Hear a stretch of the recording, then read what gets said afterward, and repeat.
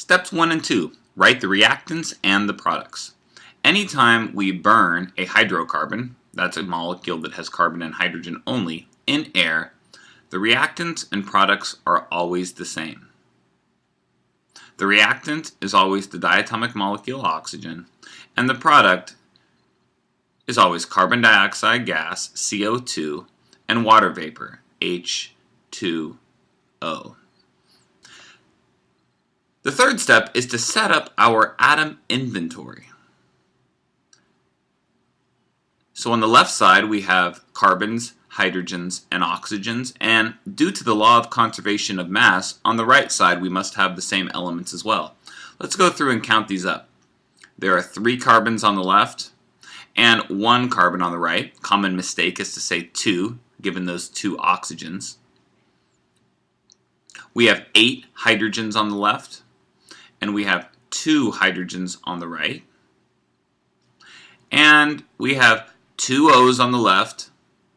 And here, when you get to the O's, you want to slow down. We have 3 O's on the right. They're in 2 places, so be careful there. Step 4. Balance the carbons using coefficients. The least common multiple between 3 and 1 is 3.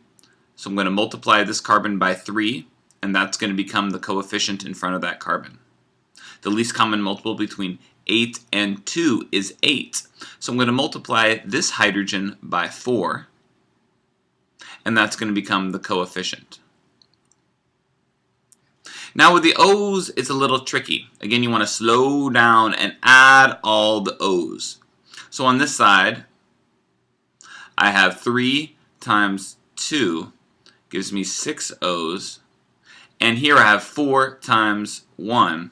That's 4 O's, giving me a total of 10 O's on this side. The least common multiple between 10 and 2 is 10. So I will multiply this 2 by 5, and that will become the coefficient. Let's go through and check now. Carbons. 3 carbons on this side, 3 carbons on this side. Good to go. Hydrogens. 8 hydrogens on this side, 4 times 2, 8 hydrogens on this side. Good to go. Oxygens. 10 oxygens on this side, and 6 plus 4 oxygens on this side. Remember to slow down at the oxygen step.